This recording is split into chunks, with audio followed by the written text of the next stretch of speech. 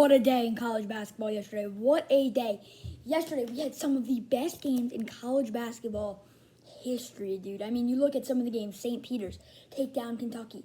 Murray State in overtime against San Francisco. Creighton, San Diego State. Such great games. UConn versus New Mexico State. We're going to break it all down for you. Breaking down day one and getting you ready for day two. Let's just kind of go quick. So let's start with St. Peter's in Kentucky. That was the best game of the day. Overtime game. Dude, I was shocked. I picked Kentucky to go to my finals, so my bracket's kind of busted. Kentucky lost that game because they didn't make shots. I mean, it was such a crazy game. Oscar Tshiebwe scored 30 points, 14 rebounds. They did not get Tshiebwe the ball in overtime. That's what lost the game. And then for St. Peter's, dude, David Eder shot great. I mean, he shot amazing. And at the end of the game, they were in serious foul trouble. But when they came back. They came back with intensity, and they were there to win. I was watching a little bit. This is such a crazy day in March. That was such a crazy day in March Madness. There were so many great games.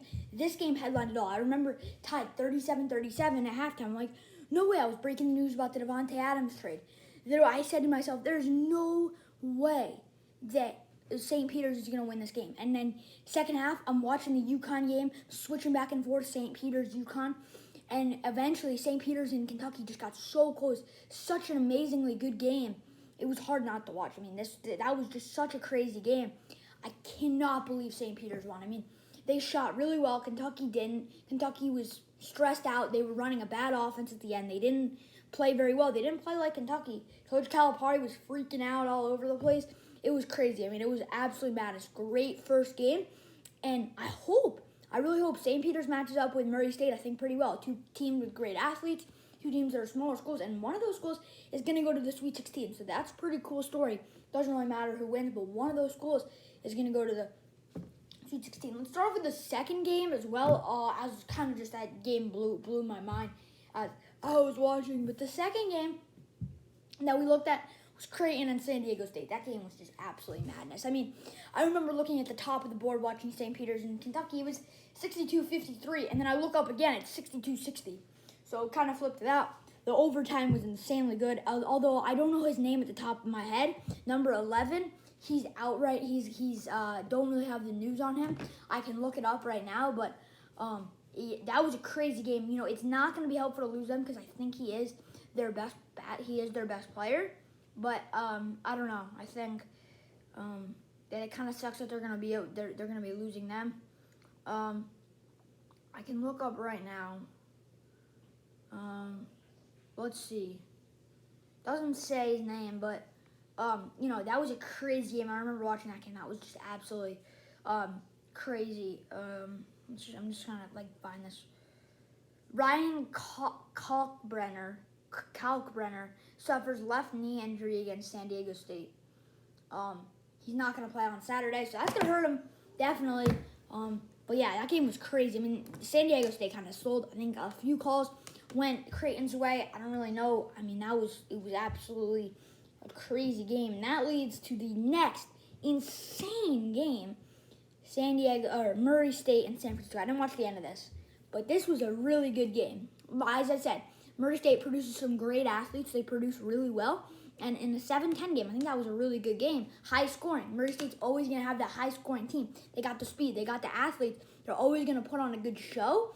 And San Francisco, they hung with them. Now, St. Mary's, I said the West Coast Conference was going to come out. Gonzaga looked a little shaky. St. Mary's dominated. San Francisco only lost by 2. I mean, I'm just saying. That's what the West Coast Conference brings to the table. Great outside shooting from San Francisco.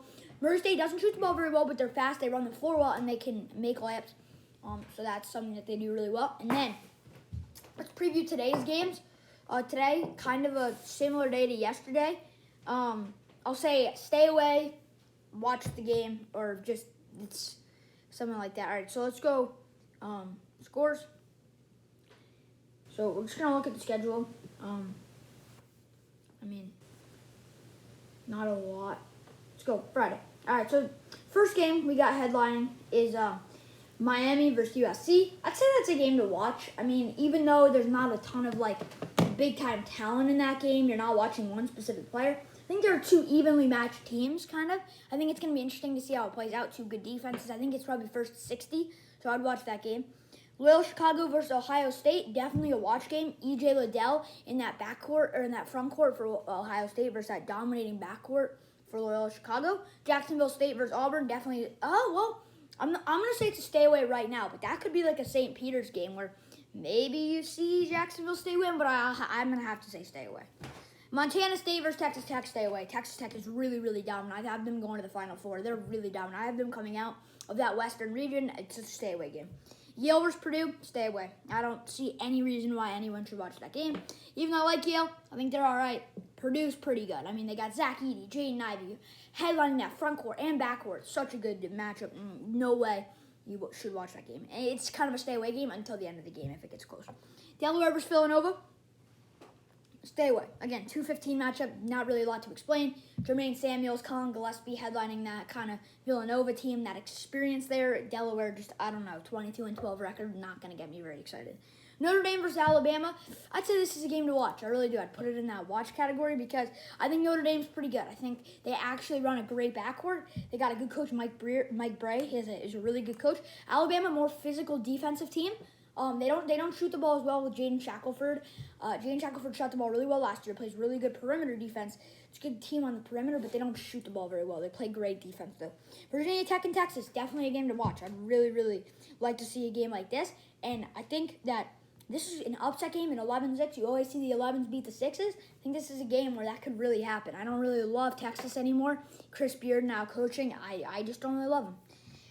Chattanooga versus Illinois. Yeah, I'd say this is a game to watch. 4-13. Maybe the one time I'll ever say this. I think this is a game to watch. I think Illinois is on upset alert here. 6:50. This is going to be a primetime game. I think maybe it'll come down to the end. Maybe a last shot. I like Chattanooga. I think they got a good backcourt, and I like them. Cal State Fullerton versus Duke, stay away. Don't watch. It's not a great game. I don't think Cal State matches up with them.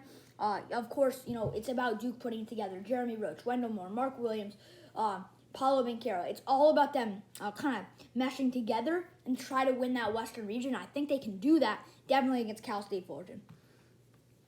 Iowa State versus LSU. LSU's not rocking with the coach. I'm going to say watch this game because I think this is a good game. I would probably put it on the lower side of watch games because LSU doesn't have a coach. Iowa State's not that good, so it's kind of in the middle. I don't know. I think Iowa State got a little bit lucky getting in on that 11 seed. I thought they were more of a 12 seed, maybe not even get in the tournament. LSU's not rocking with a coach, though, so that makes it a little bit harder. I'm going to say watch because I think the disadvantage of LSU not having a head coach is kind of a big loss. Wright State versus Arizona. Stay away. Even though I watched Wright State in the playing game and they actually looked pretty good, I don't think they're going to match up with Arizona very well. I said the same thing about Texas Southern after they beat Texas A&M Corpus Christi, and they got absolutely crushed by Kansas yesterday. So I'm not really going to say watch, even though it's probably the best 1-16 game in my opinion. UAB versus Houston. Watch. This is going to be a really good game. UAB shoots the ball really well, and Houston hasn't had Marcus Sasser all season, their best player, and they're still 29-5. But UAB shoots the ball really well, and without Marcus Sasser all season for Houston, they haven't. So I think this is kind of a Vermont kind of Arkansas game you saw last night. That was a really good game as well. I didn't really mention it, but it's going to be great shooting versus worse shooting versus great talent versus not talent. It's going to be interesting to play out.